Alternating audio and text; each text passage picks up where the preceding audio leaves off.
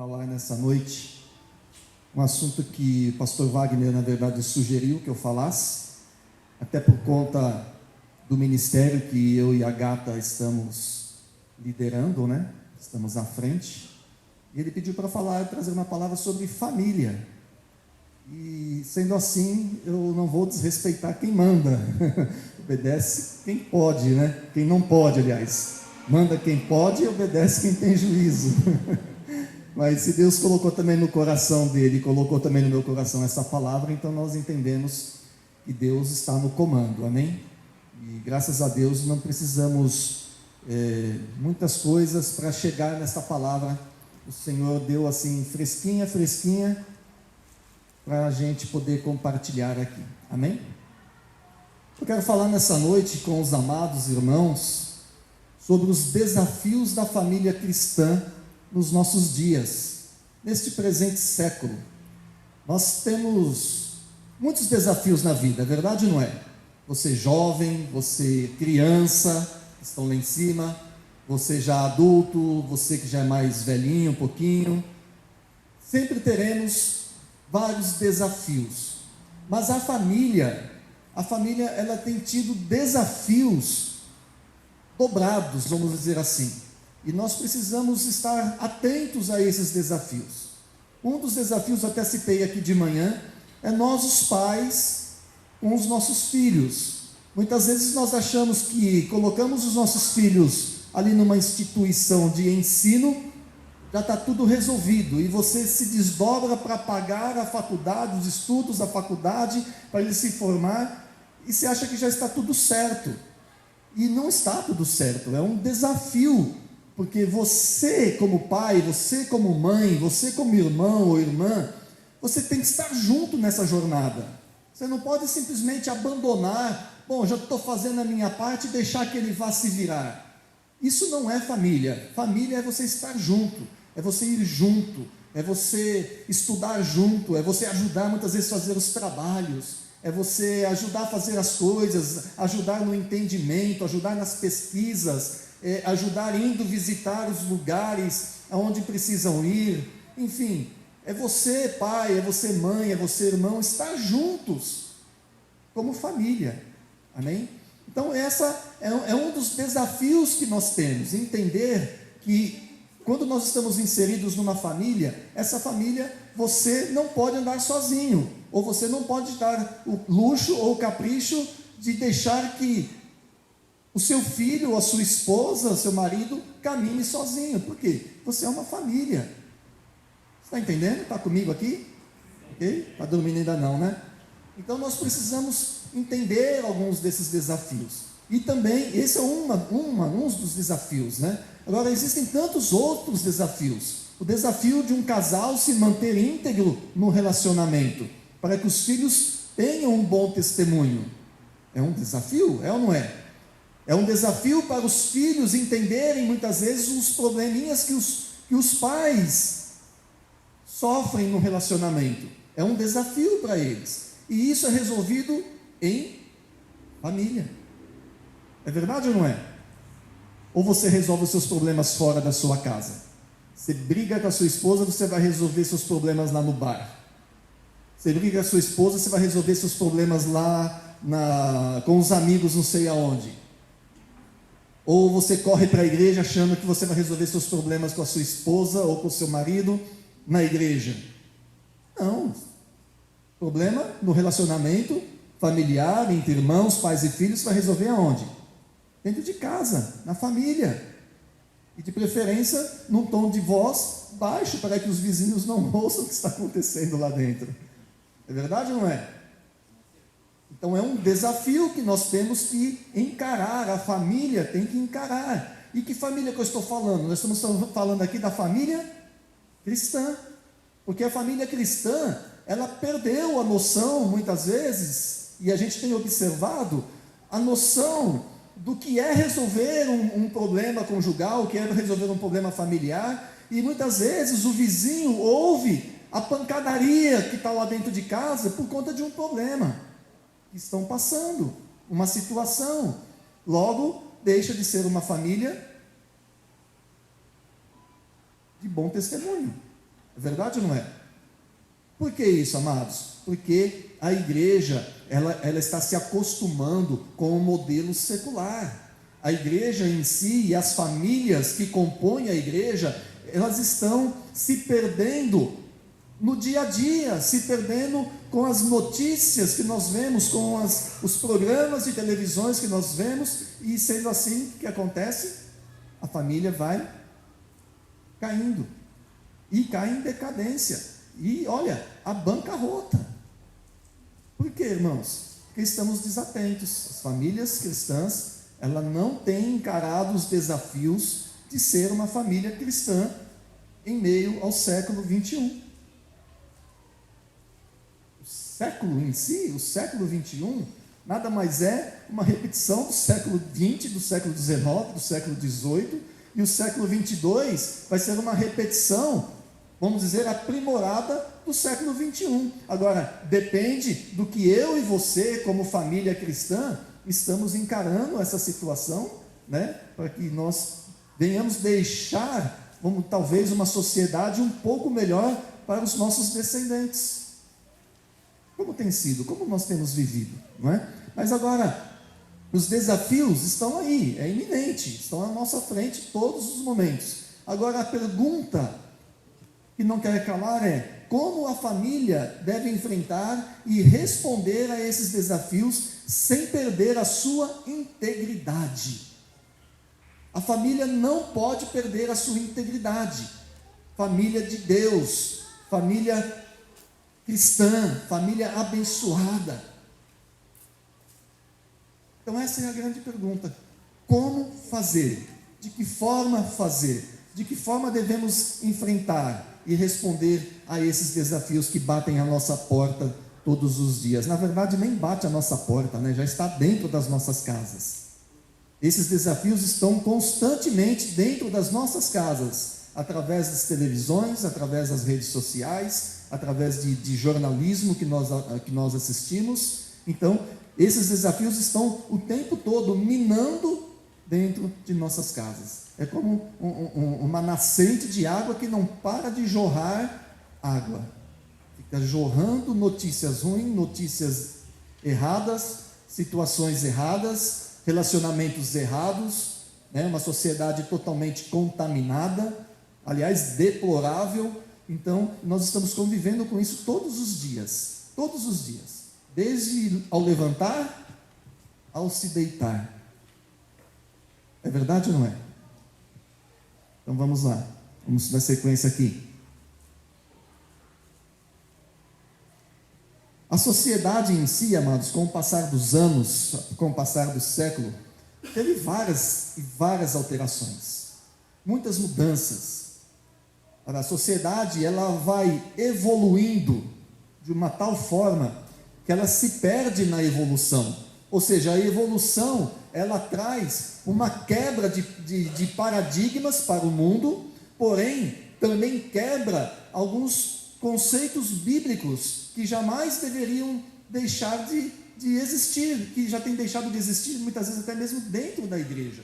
Então, se você pegar uma sociedade lá do século XVIII, um exemplo, lá do primeiro século depois de Cristo, era uma coisa. Se você for considerar hoje, por exemplo, o nosso século XXI em relação ao século XX, talvez você não vai notar muita diferença. Muitos aqui estão no meio do caminho. Está um pé no século XX e um pé no século XXI. É o meu caso. Alguns aqui já estão com os dois pés no século XXI. É verdade ou não é? E muitas vezes a gente não nota muita diferença, mas muitas alterações existem e ainda existirão para acontecer na sociedade. Agora, o que não pode acontecer é a palavra de Deus ser mudada. Isso não vai acontecer jamais. Você pode mudar. Você pode deixar de obedecer a palavra de Deus, mas a palavra de Deus, ela não muda. Ela vai continuar sempre sendo a mesma. Você pode pegar uma tradução lá do século XVIII e pegar a tradução de hoje, a tradução é a mesma. A única coisa que pode mudar é uma palavra ou outra com sinônimos. Sinônimo já diz tudo, palavras que coincidem, ok? Então, o máximo que vai acontecer são palavras sinônimas, mas a palavra é a mesma. Não vai mudar. É verdade ou não é? Agora, se a palavra não muda, por que nós mudamos tanto? Por que a igreja de Cristo muda tanto? Por quê? Porque são desafios que vêm para dentro da igreja e a igreja não está sabendo lidar com esses desafios. Logo, nós mudamos. Nós, como cristãos, mudamos. E a família muda muito mais do que nós mesmos. A verdade é o seguinte: a família é o foco do diabo para a destruição. E o dia que a família for destruída por Satanás, o dia que o diabo alcançar a sua família, ele conseguiu o maior objetivo dele, porque ele quebrou a família, ele também quebra a igreja. Uma família doente é uma igreja doente. É verdade ou não é? Vocês entendem isso? Mas é uma realidade, irmãos. Uma família doente é uma igreja doente. Porque nós somos uma família, a família Vinho Novo. A família Vinho Novo é composta de várias famílias. Agora nós precisamos cuidar dessas famílias, amém? Nós precisamos entender o que fazer, né, para poder direcionar esta palavra contra as ciladas de Satanás, contra as nossas vidas, contra as nossas famílias. E é isso que a gente vai tentar entender um pouco aqui nessa noite, amém? Então, nós precisamos voltar ao modelo convencional de família. Nós estamos querendo modernizar a família, a sociedade está empurrando isso goela abaixo da igreja, mas a igreja não pode aceitar isso, irmãos. Hoje em dia existem famílias homoafetivas, a igreja não pode aceitar isso. Nós não podemos condená-los, mas nós não podemos aceitar, porque é contra a palavra de Deus, é contra os preceitos de Deus. Vocês percebem o que acontece? A sociedade joga, a sociedade mina as nossas famílias, a nossa casa, através da televisão e através das redes sociais, que é normal. E nós vamos, de uma certa forma, aceitando isso. Porque não podemos falar nada, não podemos ir contra, e logo isso está dentro da igreja. Daqui uns dias o pastor Wagner está fazendo um casamento homoafetivo aqui, irmãos. Se nós bobearmos. Não vai acontecer, que eu conheço o pastor Wagner. Mas se bobear, acontece. Estava lendo uma história outro dia de um pastor que deixou a igreja dele e abriu uma igreja homoafetiva. Porque na igreja não aceitava, ele saiu da igreja e foi para outra igreja. E abriu a igreja dele. Vocês percebem como vai influenciando? E a gente precisa tomar cuidado com isso. A igreja precisa, é a primeira coisa que eu quero falar, a igreja precisa reconsiderar o que foi profetizado lá no passado. Nós precisamos reconsiderar a profecia. E a profecia que eu quero dizer aqui para você, irmão, é a do apóstolo Paulo. Ele anteviu o que está acontecendo nos dias de hoje. E o que vai ainda piorar se nós não tomarmos uma posição diante de Deus, diante da sociedade, para que isso venha a ser mudado. Está lá em 2 Timóteo, capítulo 3, do verso 1 ao 4. Olha a profecia de Paulo. Sabe, porém, isto, que nos últimos dias sobrevirão tempos trabalhosos, porque haverá homens amantes de si mesmos, avarentos, presunçosos, soberbos, blasfemos, desobedientes a pais e mães, ingratos, profanos, sem afeto natural, irreconciliáveis, caluniadores, incontinentes, cruéis, sem amor para com os bons, traidores, obstinados, orgulhosos, mais amigos dos deleites do que amigos de Deus. Olha a profecia de Paulo.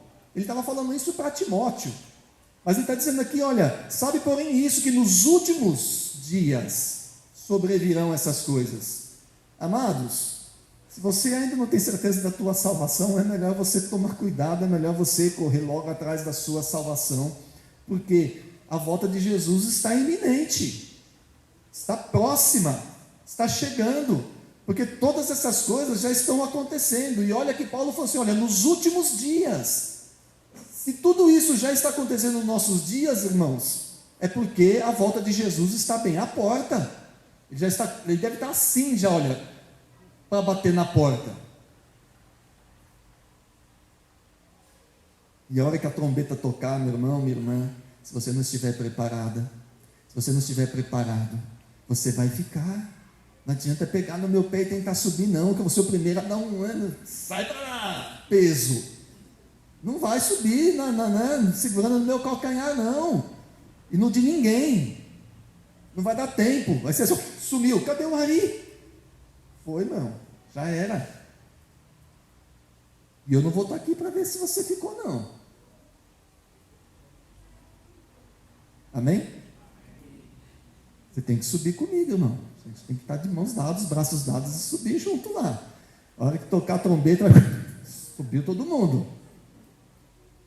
Se alguém ficar aqui, não vai precisar nem arrumar as cadeiras, porque não vai ter pastor para pregar. Você está me entendendo? E a sociedade está querendo fazer isso com a gente, está querendo tirar essa nossa certeza da salvação.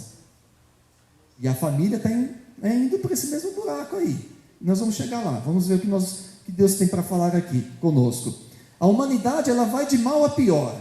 Seria ingenuidade ou ignorância da minha parte ou de qualquer um fazemos de conta que está tudo bem. Não está tudo bem, irmãos. A sociedade não está tudo bem. A igreja não está tudo bem. Nada vai bem nesse planeta. Tudo vai errado. É guerras, rumores de guerra, é pressão daqui, pressão dali, é de tudo, é drogas, é assalto, é de tudo, irmãos. Aquilo que era para ser uma alegria, que era para ser festa, vira logo em briga, em pancadaria. É o que aconteceu lá no Rio de Janeiro ainda hoje à tarde. Era um momento de todo mundo estar alegrando, porque o time ganhou, foi campeão, e logo mais agora de tardezinha, saiu uma pancadaria, e bala daqui, bala de lá, e a polícia atrás, e gente correndo, uma guerra. Gente, está na nossa cara que Jesus está voltando, e a gente não está se dando conta disso. Mas o mundo e a humanidade vai de mal a pior. E achamos que é assim mesmo. Sabe, irmãos? Nós achamos que está tudo certo. Porque a gente fala assim, o crente, olha só, o crente fala assim, é normal, está escrito que isso vai acontecer. E nós nos conformamos com isso. Nós queremos endossar a palavra de Deus com as coisas erradas. E o pior de tudo, vivendo as coisas erradas. Porque além de nós falarmos, não, é assim mesmo, está escrito na palavra que isso aconteceria. E realmente está escrito, acabamos de ler. Mas o problema é que nós, como cristãos, nós vivemos exatamente igual. Amados, tem alguma coisa errada ou não tem? Então o mundo vai de mal a pior, e a igreja vai de mal a pior. E a igreja, que deveria ser o exemplo, não está dando o exemplo. As famílias que deveriam ser o exemplo, não estão dando o exemplo. As famílias estão quebradas. Não estou dizendo a sua, irmão, mas eu estou falando isso para que você acorde, para que a sua família não seja quebrada. Talvez você esteja aqui e a sua família esteja quebrada. Então é um alerta para você, é um alerta para mim, para que eu possa cuidar melhor da minha família, para que a minha família não venha a ser tocada pelo diabo, de forma que venha a destruir a minha família. Estão entendendo? Amém? Agora, o fato é que podemos alterar este quadro que caracteriza este presente século. Nós podemos, como igreja, como família, nós podemos mudar essa história. Quando eu dou um bom testemunho e alguém olha, nossa, esse cara é tão diferente, ele vai querer saber por que eu sou diferente. Aí ele vai perguntar para mim assim, você é evangélico? Eu falo assim, eu não, Deus me livre e guarde de ser evangélico. Eu sou crente. Irmão, porque ser evangélico é modinha, tá? Perdão aí os irmãos, né? Mas ser evangélico é modinha. Hoje parece que todo mundo é evangélico. Todo mundo já passou pela igreja. Todo mundo, né, entrou na igreja, eu já sou evangélico. Não, eu não sou evangélico. Eu sou crente. Amém? Então, eu quero ser chamado igual eu era chamado no passado. Você é crente? Eu sou crente. Eu me converti. Quando eu me converti, já faz um tempinho, não vou falar não, porque vocês vão descobrir a minha idade. A gente era chamado de os Bíblia, ou os Glória. Não. Ou então, lá vai o crente. Não é lá vai o evangélico, ou lá vai o irmãozinho, a irmãzinha. Lá vai o crente. Quando alguém via eu assim com a Bíblia na mão,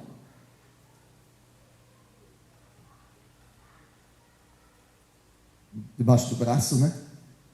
Lá, desodorante de crente. É porque ficava debaixo do braço. Aí você tirava debaixo do braço, não mudava nada. Continua sendo desodorante de crente. Então, amados, a sociedade muda, tá vendo? Éramos chamados de crente, de glória, de Bíblia e tantas outras coisas que éramos chamados. Hoje ninguém mais fala. Aqui no Brasil ninguém fala do crente. Ninguém fala do evangélico. Acha bonito. Nossa, é tão bonito, né? Aquela igreja. Eu vi os louvores tão bonitos, tão bacana. Você percebe como muda a sociedade?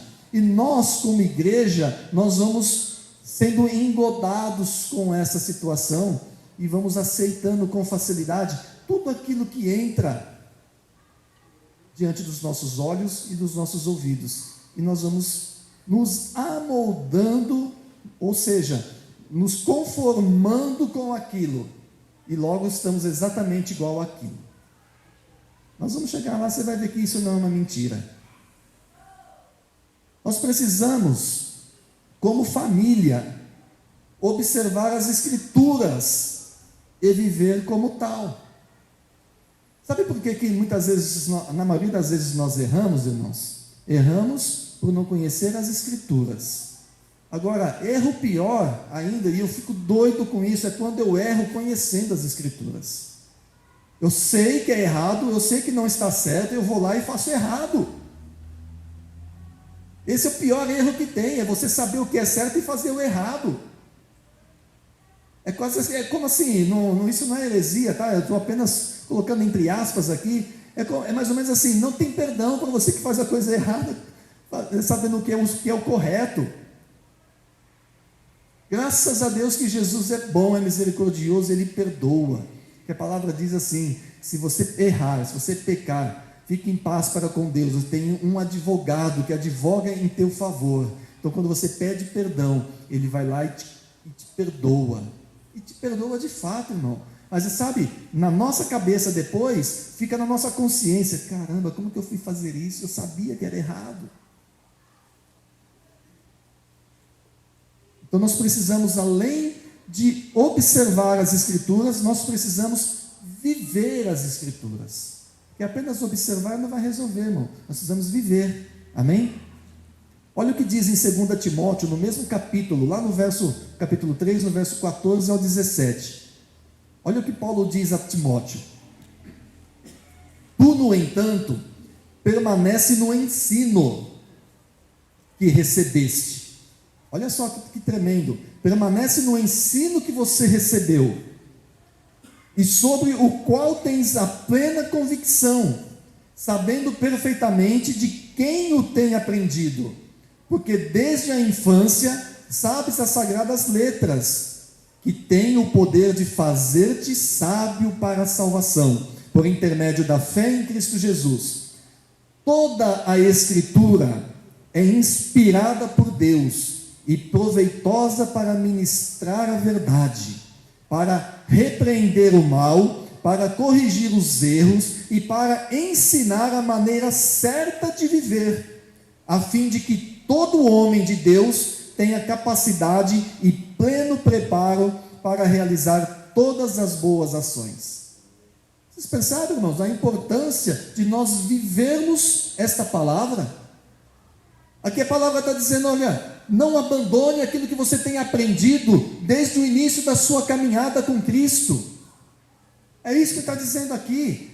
E olha, saiba de quem que você tem aprendido isso. Ou seja, do seu pastor, do seu discipulador, do seu líder de célula. Olha só quem está te ensinando. E não deixe de lado esses ensinamentos. Viva esses ensinamentos. E depois ele ainda acrescenta, sabe por quê? Porque toda a palavra, toda a escritura, ela é inspirada por Deus e proveitosa para ministrar a verdade, para repreender, para ensinar, para te dizer o que você deve ou o que não deve fazer. É a palavra. É por isso que Paulo insiste nessa condição. Não abandone. Permanece no ensino que recebeste. Quem aqui não está recebendo nenhum ensino? Todos estão recebendo o ensino? Permanece nele, irmão. Permanece no ensino. É nesse ensino que vai te dizer a hora de você tomar uma direção, direita ou esquerda. E você vai avaliar pela palavra de Deus, por aquilo que você foi ensinado. Esse caminho é certo, esse caminho é errado. Qual que eu devo seguir? O certo.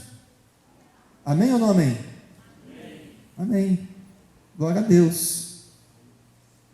Vamos continuar. Vamos seguir adiante. Vamos em frente. Vamos cuidar da nossa família. Vamos cuidar uns dos outros. Amém? Agora, nós não podemos se conformar. Esse é o segundo tópico que eu quero insistir com os irmãos. Não se conformar com o modelo oferecido pelo Deus desse século. Irmãos, qual que é o Deus desse século? Fala aí para mim. Oi? Não entendi. O diabo. Tá, mas através do que, irmão? Fala para mim aí. Através da mídia. Através da mídia, das redes sociais, da televisão, dos programas de televisão. Esse é o Deus desse século, que tem infernizado as nossas vidas. É o diabo, que usa muitas vezes uma ferramenta que seria excelente, mas ele está usando com excelência a ferramenta para nos destruir. E nós ficamos lá, ó, babando diante das nossas telinhas. Essa telinha, muitas vezes essa telona, essa telinha. Perdemos horas e horas. Eu vi uma reportagem também, li essa semana, 2 semanas atrás, não me lembro, que nós chegamos a perder em média 3 horas no dia manuseando esse aparelhinho aqui. Pensa, gente, 3 horas no dia. Se você desse o dízimo do seu dia para Deus, quanto que daria o dízimo do seu dia para Deus? Um dia tem 24 horas. Qual é o dízimo de 24 horas? 2 horas e 40. Você gasta mais do que o dízimo do seu tempo para Deus, mexendo numa telinha dessa daqui. Olha que curioso, né?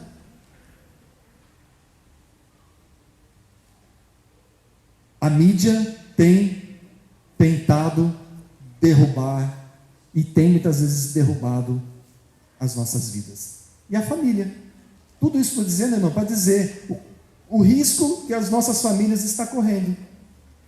Em Romanos capítulo 12, no verso 2, diz assim: e não vos amoldeis ao sistema deste mundo, mas sede transformados pela renovação das vossas mentes, para que experimenteis qual seja a boa, agradável e perfeita vontade de Deus.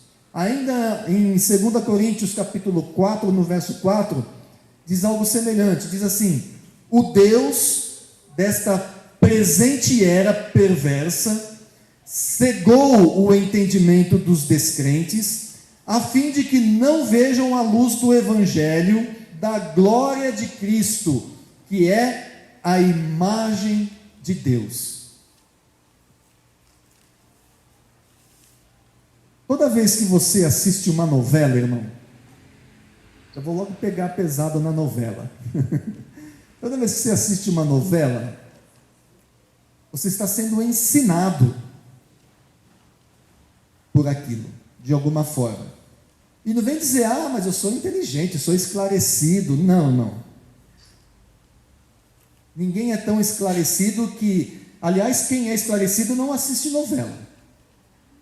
Você pode ver as pessoas mais inteligentes, mais cultas, mais eminentes, na questão da sociedade não assistem novela. Não assiste. Você vai pegar um escritor aí, uma pessoa de gabarito. Estou falando escritor de novela, estou falando um escritor de gabarito. Ele não assiste novela. Ele não perde tempo. Aliás, ele nem tem tempo para assistir novela. A gente tem tempo de assistir novela. Agora, toda vez que eu assisto, que eu fico ali preso naquela programação, eu estou sendo ensinado. Sorrateiramente, Satanás começa a colocar algumas coisinhas na minha cabeça e também no meu coração. E aí é onde está o perigo. E nós começamos a aceitar aquela condição, aquilo que está sendo apresentado diante dos nossos olhos. A gente começa a aceitar aquilo e começamos, de uma certa forma, nos amoldarmos àquela realidade. Porque é uma realidade. Aquilo que está passando é uma realidade.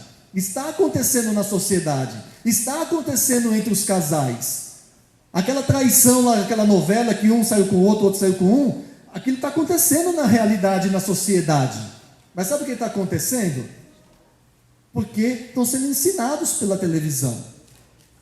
Há quem diga, não, a novela mostra o que acontece na sociedade. Não, é o contrário.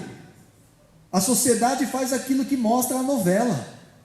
Irmãos, é básico isso. Toda vez que eu fico muito tempo ali sendo ensinado por essas coisas, a minha cabeça, ela vai estar formando isso também. E no momento oportuno o diabo vai me pegar. Ele vai te pegar.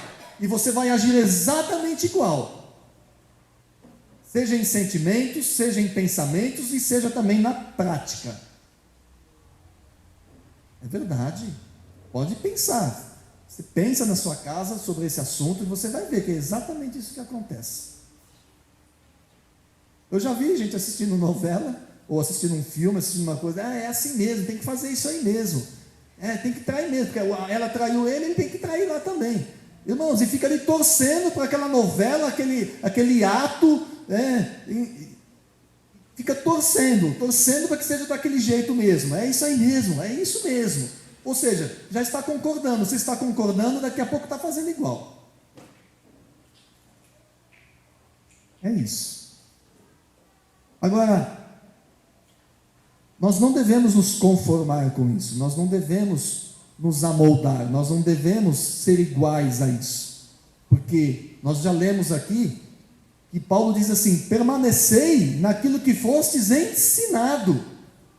E a palavra de Deus não ensina a traição. A palavra de Deus não ensina a briga. A palavra de Deus não ensina essas porcariadas que nós assistimos constantemente na televisão. Não é isso que a palavra de Deus ensina.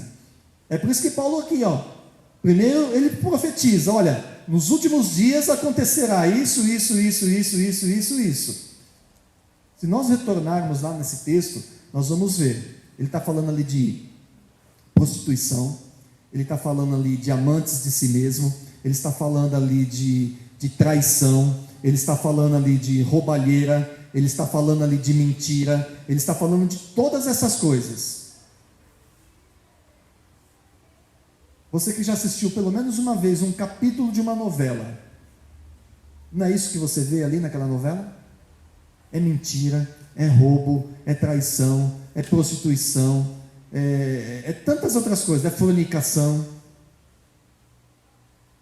Então, Paulo não era bobão,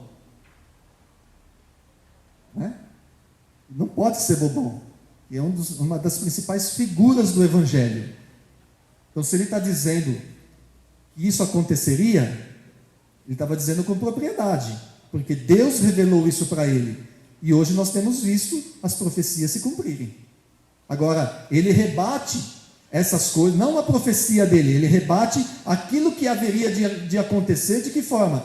Dizendo assim, olha, você, porém, Timóteo, permaneça naquilo que fostes ensinado.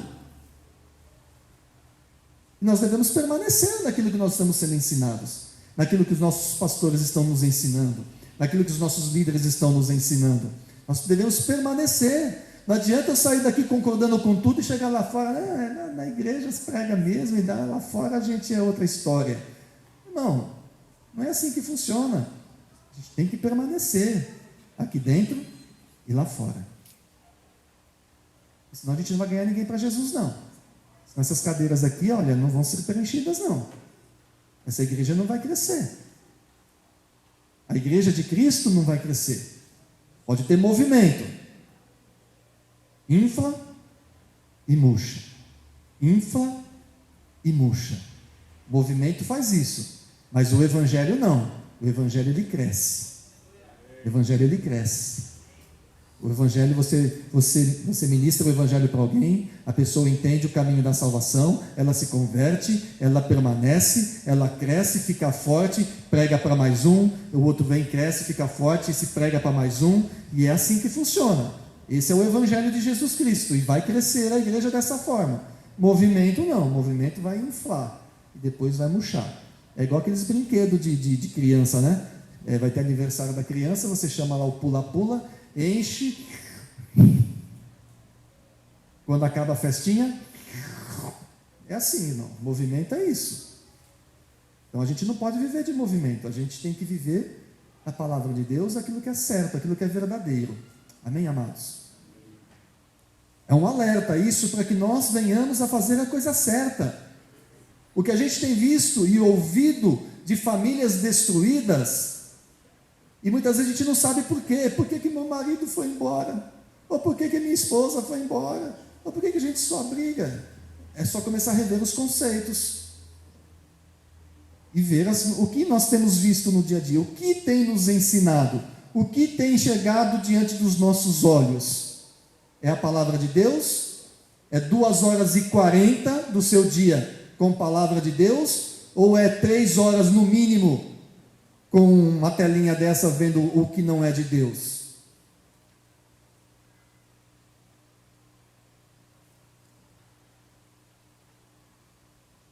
O texto que nós lemos de 1 Timóteo, no capítulo 3, o verso 14, Paulo diz assim: tu, porém, permanece naquilo que está sendo ensinado. Eu poderia talvez aqui, nesse texto, falar assim: a família, porém, permaneça naquilo que aprendeste. A família, porém, permaneça naquilo que tem aprendido. Aqui na igreja nós temos ministrado para casais, amém? Temos feito alguns cultos específicos e temos tentado ensinar alguns conceitos da palavra de Deus para os casais. Amados e amadas, você que tem vindo, você que tem participado e que tem aprendido, permaneça no ensinamento. Permaneça.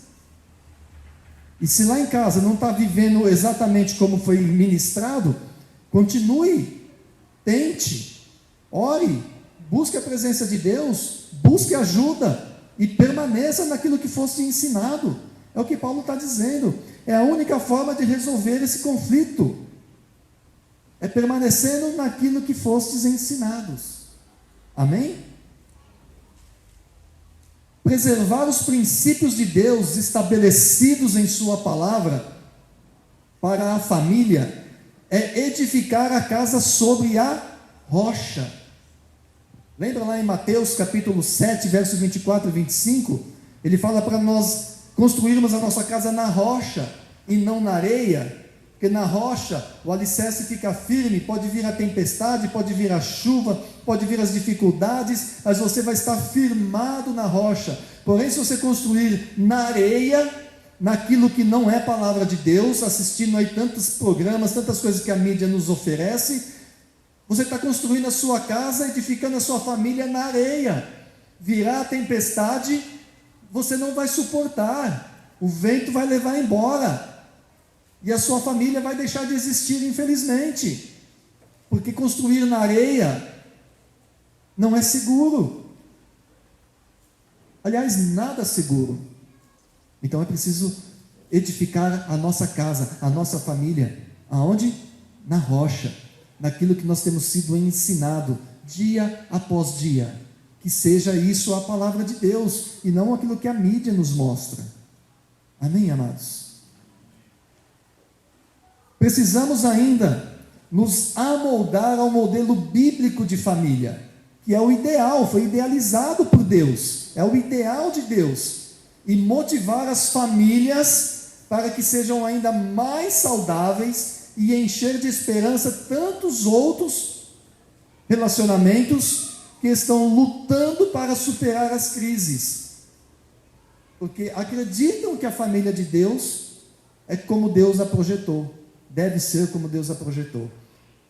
Irmãos, é assim, o meu vizinho, ele precisa saber que a minha família é uma família cristã. A minha família precisa testemunhar isso. Sabe por quê, amados? Porque é através desse meu testemunho, do testemunho da minha família, uma família íntegra, é através dessa integridade que o meu vizinho vai ver e vai olhar, nossa, eu queria que a minha família fosse igual a do Ari e o da Valéria. Uma família tão abençoada, família calma, não se ouve gritaria, não se ouve briga na casa deles. Eles vão ficar interessados, o que será que acontece? Como que eles conseguem? Eles não têm problemas? Eles têm que ficarem instigados a saber o que acontece na minha casa, para saber, como é que vocês conseguem viver desse jeito? E aí é o momento de eu poder falar o porquê que a minha família é uma bênção. Olha, minha família é uma bênção porque nós seguimos os preceitos da palavra de Deus. A palavra de Deus, ela nos diz assim, assim, assim, assim. Olha aí eu evangelizando. Está entendendo, irmãos? Evangelizando pelo testemunho daquilo que eu vivo, daquilo que eu aprendo na palavra de Deus.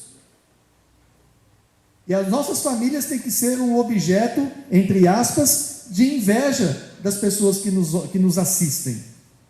Mas é uma inveja não no sentido pejorativo, é de querer ser igual, é de querer ter isso para nós. Para eles, na verdade, né?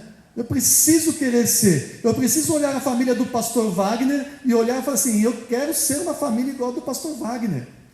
Porque ele é meu pastor, ele é meu líder, ele tem que ter uma família melhor que a minha, ou pelo menos igual à minha, diferenciada. Estão entendendo, amados? Eu não posso querer ter uma família igual a do meu vizinho que xinga o pai, que bate no pai, que quebra a garrafa e vai para cima do pai. Eu não posso querer ter uma família assim. E isso tem vizinho que acontece isso lá no bar. É filho xingando o pai, chutando o pai, mandando o pai para tantos lugares, né, obscenos que não posso falar aqui, mas que a gente ouve infelizmente todos os dias. Eu não posso querer almejar uma família como aquela. Ninguém quer uma família como aquela. Mas ninguém procura uma família muitas vezes como a nossa. Porque muitas vezes nós somos chatos demais. Nós nos achamos, né? Ninguém me toca. Não, irmãos, é para tocar sim. Eles têm que vir tocar na gente e sentir que a gente é de carne e osso e que todo esforço que nós fazemos é um esforço abençoado pelo poder de Deus. E é por isso que as coisas dão certo para nós, amém? Glória a Deus. Então é assim, irmão, nós precisamos nos conformar, nos amoldar aos conceitos e aos preceitos da palavra de Deus, porque isso é idealizado pelo Deus, o próprio Deus, amém? Quando honramos a Deus, não abrindo mão dos seus princípios, Ele também nos honra diante dos homens.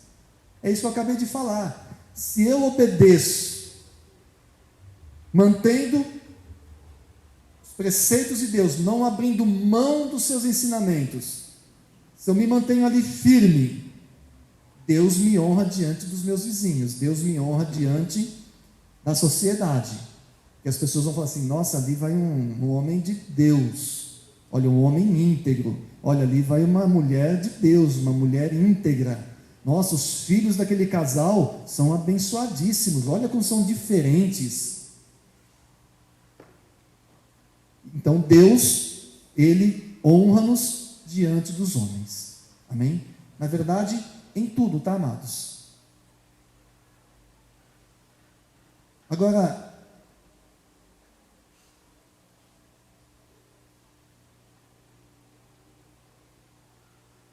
Nós precisamos estar atentos, amados, muito atentos, porque os princípios de Deus envolvem tantas coisas que dentro da igreja, infelizmente, muitas vezes acontece.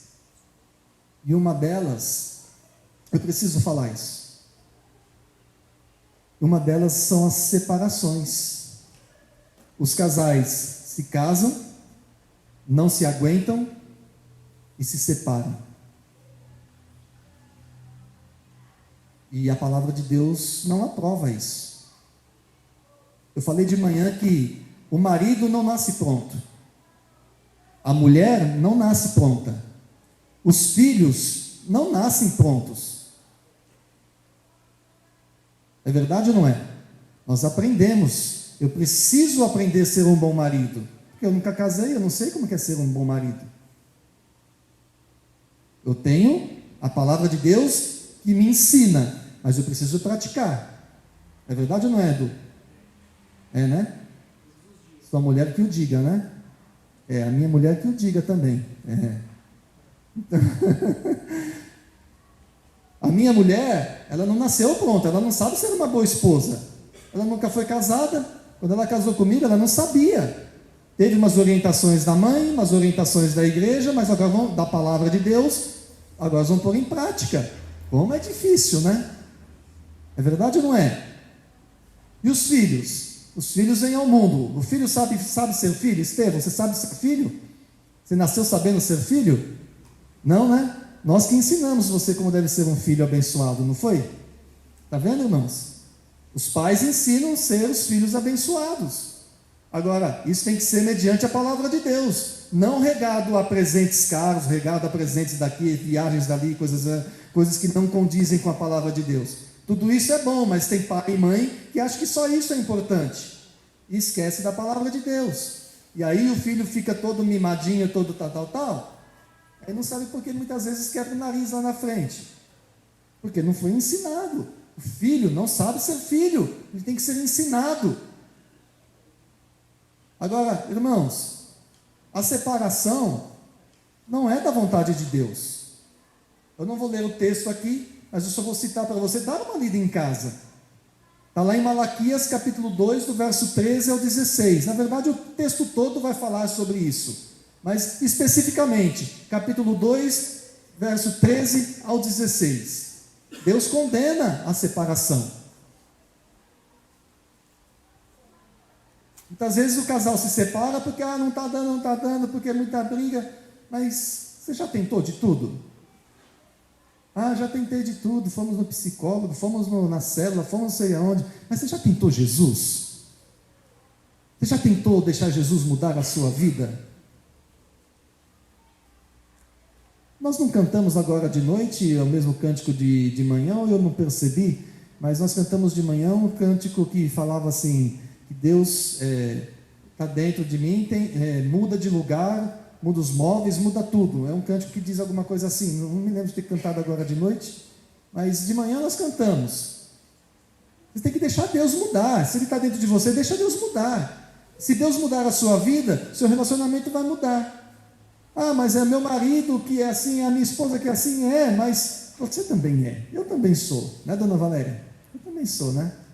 Não é só ela o erro, eu também tenho meus erros. Então, é preciso deixar que Deus, através da sua palavra, transforme as nossas vidas. Uma vez que Jesus está dentro de mim, eu preciso deixar que Ele mude a minha vida. Ele mudando a minha vida, a vida da digníssima, excelentíssima Valéria vai mudar também. Porque ela vai assim, nossa, o Ari está tão diferente, o gato está tão diferente, e ela vai mudar também. É difícil, irmão? Eu sei que é, mas é assim que funciona. Não é separando, não. Você vai separar, vai arrumar outra, e vai se pegar outra encrenca. Talvez até pior do que aquela.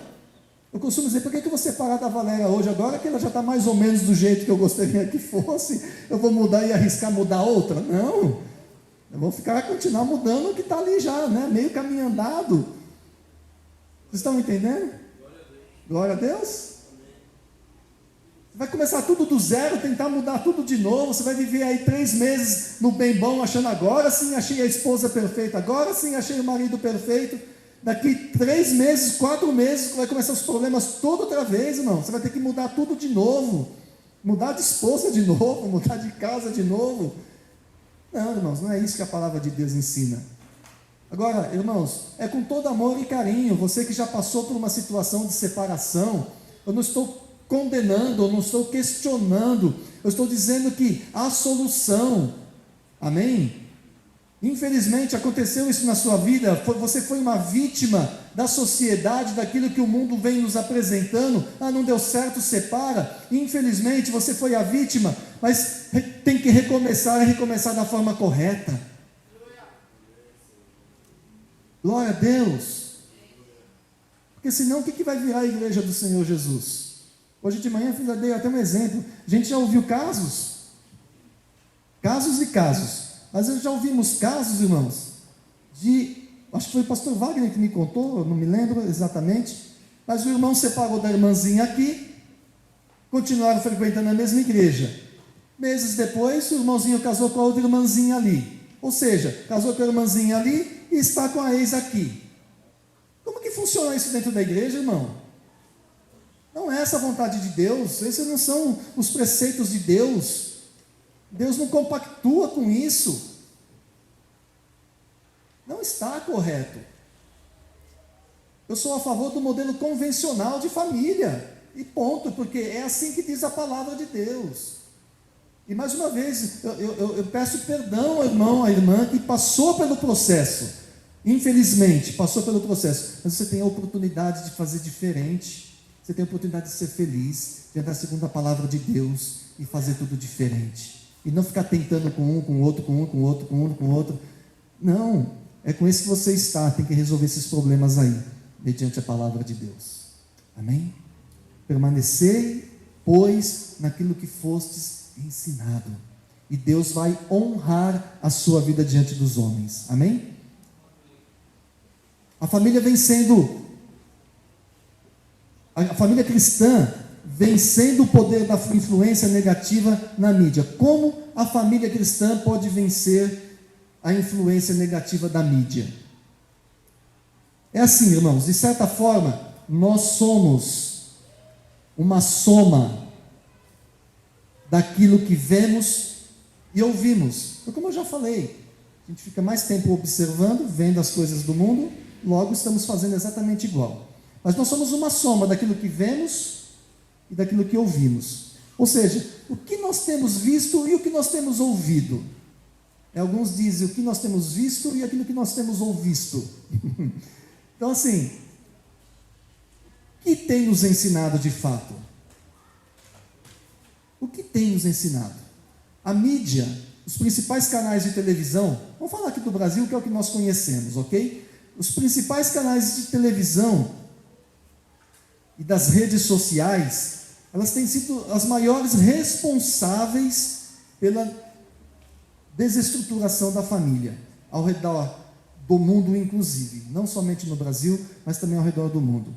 Os programas de maior audiência no Brasil, assim como as redes sociais, exaltam tudo aquilo que compromete o bem-estar da família e incentiva tudo o que a Bíblia, como palavra de Deus, condena.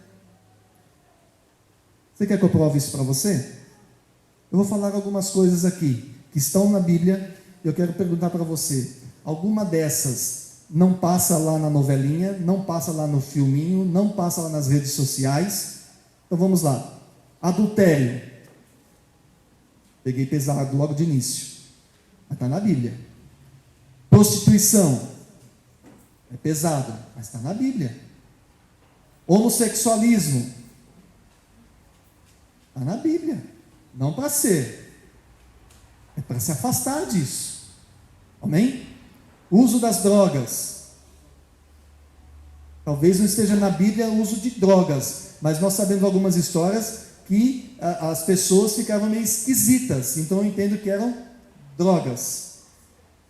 Violência, pornografia, ocultismo, satanismo, feiticismo ou feitiçaria e tantas outras coisas.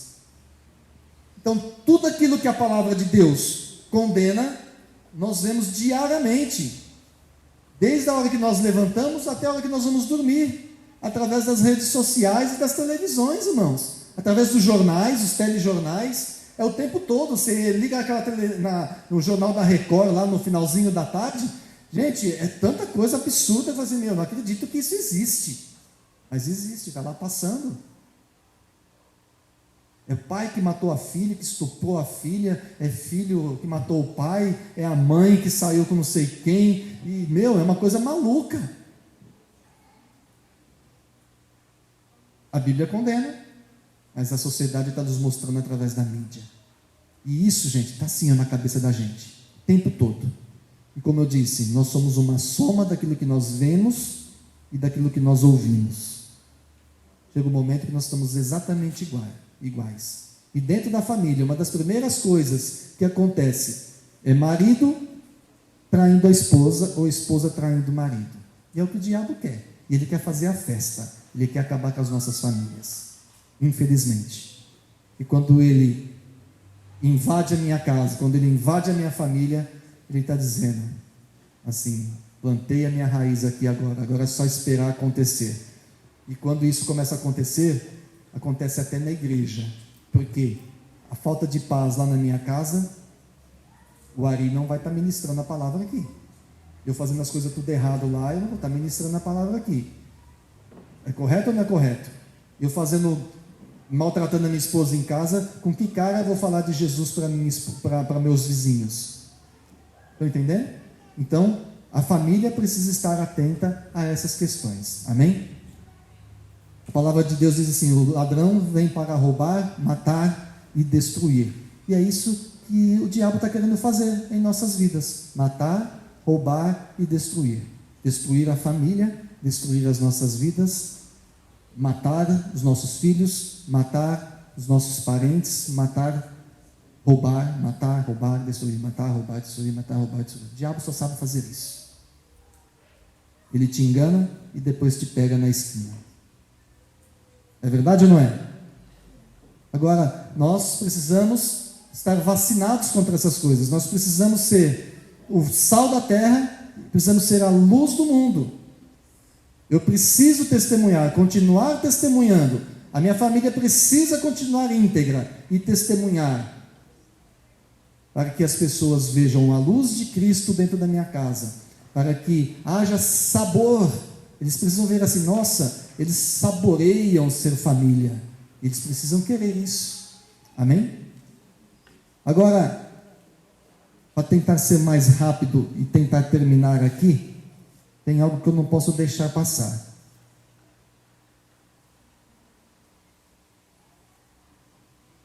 Assim diz o Senhor a todas as famílias que desejam fazer a diferença nesse presente século.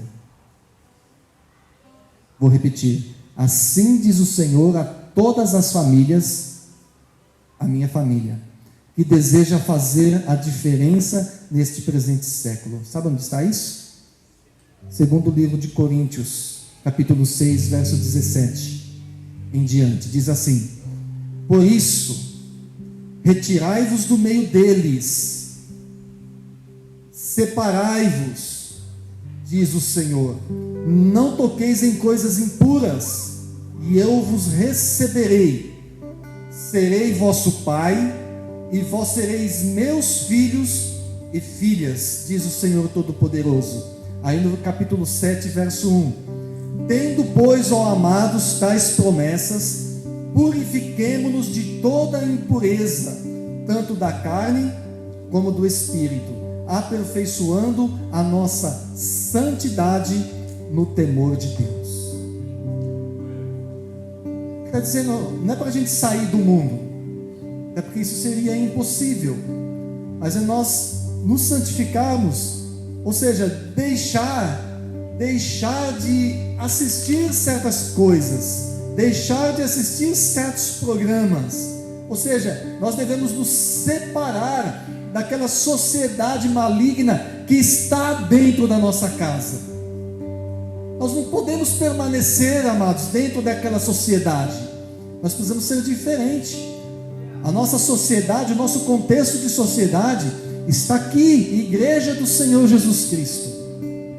E nós precisamos permanecer nesse contexto, aprender dentro desse contexto, ver as coisas dentro desse contexto, para que nós possamos continuar saudáveis, para que possamos continuar sadios, para que as nossas vidas e nossas famílias sejam realmente, de fato, um exemplo para a sociedade, e não sermos um escárnio para a sociedade.